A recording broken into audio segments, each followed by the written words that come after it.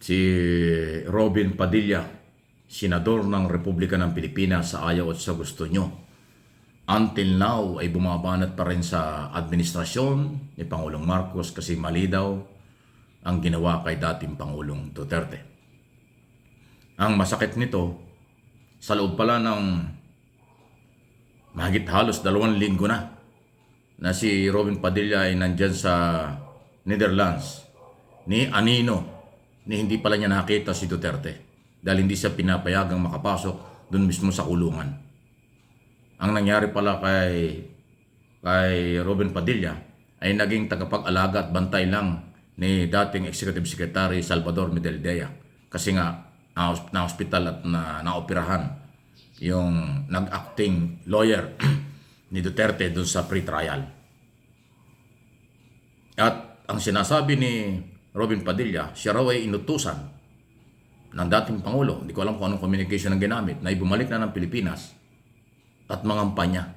Pero ang sinasabi ni Padilla, pagkatapos daw ng eleksyon sa Mayo, siya ay babalik ulit doon. Parang magpo-full time siya sa Netherlands kaysa sa Pilipinas.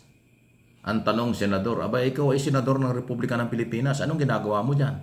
Hindi ba dapat nandito ka sa Pilipinas at naghahanda para sa iyong mga panukalang batas at dapat mong gawin para bilang isang senador pag nag-resume ang Congress? Di ba dapat pinaghahandaan yung trabaho sa Senado para pag nagsimula, mabilis nang ipasa at madalas talakayin ang mga proposed bill kung anong dapat gawin sa problema ng bansa? Bakit ang plano mo? Diyan ka na lang pabalik-balik sa Netherlands.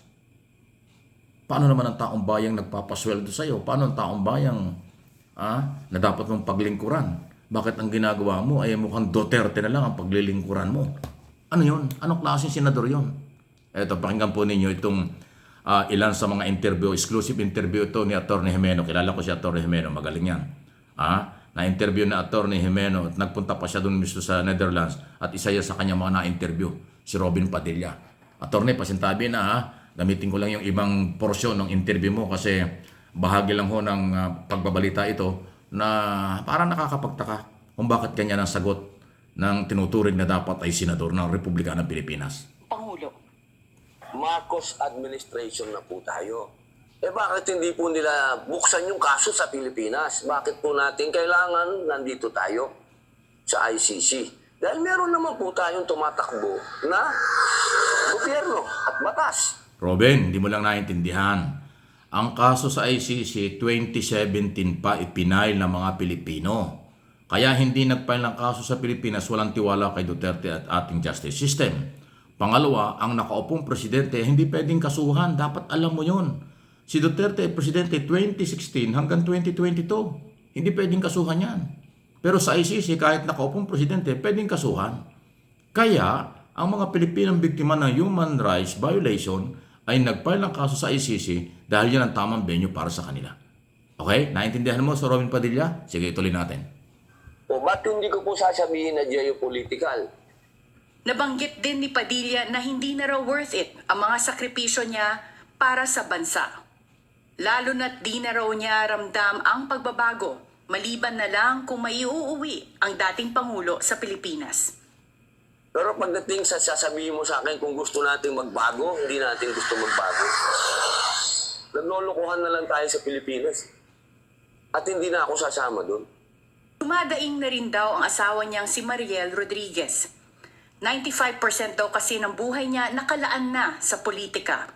Usapan nga daw nilang mag-asawa, tapos na ang trabaho niya sa 2028. So ngayon, kailangan kong gawin to dahil senador ako. At ako ay nasa ilalim ng politika ni Duterte, ang PDP laban. So kailangan kong gampanan yung role ko. Kaya gusto niya, kaya ayaw niya, kailangan niyandan siya. Wow. Gagampanan niya ay yung pagiging pagiging PDP laban. So parang ang dating ng paliwanag ni Robin Padilla, siya ay senador ng PDP laban, hindi siya senador ng Pilipinas. Ganun ba? Yun ang sinasabi niya eh. Nagagampanan daw niya ang kanyang tungkulin bilang senador ng PDP laban at tutulungan si Duterte. Wow! Ano yung hugot na yon? Senador Padilla, nung manalo ka at iproklama ng COMELEC na ikaw ay senador, nanumpa ka sa saligang batas. At ang pinanumpaan mo ay susundin mo ang lahat ng alituntunin ng batas, ng ating saligang batas. Hindi ka naman nanumpa doon bilang senador ng PDP Laban o senador ng mga Duterte. Bakit parang hindi mo alam ang pinanumpaan mo nung ikaw ay naiproklama ng COMELEC? Malayong malayo doon sa sinasabi mo ngayon na ikaw ay senador, uubusin mo ang panahon kay Duterte at PDP Laban dahil senador ka ng PDP Laban. Naku, maling-mali yan. Senador ka ng Republika ng Pilipinas. Kung wala kang tiwala sa Pilipinas or pagiging senador mo, bakit natin hihintayin pa ang term mo matapos sa 2028? Yun namang pagre-resign, voluntary sa Senado at anumang posisyon sa pamahalaan, hindi yan ipinagbabawal. Kung nagsisisi ka dahil naging senador ka, nagsisisi ka sa kasalukuyang nangyayari, baka hindi mo lang naintindihan ang rule of law. Baka hindi mo lang naintindihan ang proseso. Baka ang naisip mo lang yung galit mo, pagiging emotional mo dahil ikaw ay Duterte. Paalala lang ito, trabaho lang Robin Padilla, walang personalan. Senador ka ng Republika ng Pilipinas, hindi ka senador ng Duterte lang, hindi ka senador ng PDP Laban lang. Nanumpa ka sa saligang batas, ikaw ay maglilingkod sa mamamayang Pilipino bilang senador. Pero bakit ngayon ganyan ang mga paliwanag mo? Parang wala ka ng pag-asa, parang wala ka ng katiwa-tiwala sa kasalukuyang gobyerno at sistema. Ay senador ka eh. Paano ka magiging halimbawa ng mga Pilipino? Dapat ang isang elected official ng bansa na may matataas na posisyon, leader by example, kayo ang huhubog ng magandang asal at kinabukasan ng kabataan Pilipino. Pero dito sa mga paliwanag mo, malabo. Mahirap kang maging huwaran ng kabataan kung ganyan ang iyong paniniwala na puro ka Duterte. Duterte ka lang. Ay nasa maliit na pamilya yan kumpara sa 110 milyong Pilipino na baka ngayon nangangailangan ng pagkakalinga ng lahat ng elected official ng bansa, kasama ka doon, hindi lang ang Pangulo. Kasi ang paglingkod sa bayan, sa mamamayang Pilipino, hindi yan obligasyon ng Pangulo lang. Obligasyon yan ng lahat ng nasa gobyernong pinapasweldo. Kung paano tulungan nila ang mahihirap na Pilipino, paano isalba ang ating bansa, paano palakasin ang demokrasya, paano palakasin ang ekonomiya at lahat-lahat. Pero doon sa mga paliwanag mo, pasintabi na Mr. Senator, sa aking analysis at opinion, malayo sa iyong sinumpaang tungkulin ang iyong mga sinasabi. Bakit ganon? Ngayon, kung pagkatapos ng 2028, hindi ka napapasok sa politika, wala tayong pakalam doon. Kung ayaw mo na, liwag. Pero, sa ayaw at sa gusto mo, dapat maglingkod ka sa bayan. Kasi senador ka, mula noon hanggang 2028. Meron ka pang natitirang 3 taon. Pero kung uubusin mo na halos ang panahon para kay Duterte, parang foul naman yan. Masakit naman yan. Hindi tama yan. Para sa mga Pilipino nagpapasweldo sa iyo.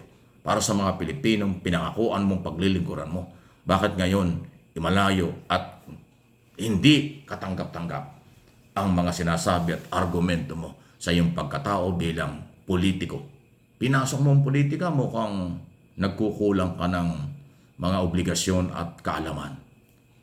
Ako, sana magbago ka, senador, kasi after 2028, kung hindi ka na magiging senador, pribadong sektor ko na, wala na kaming pakialam sa iyo.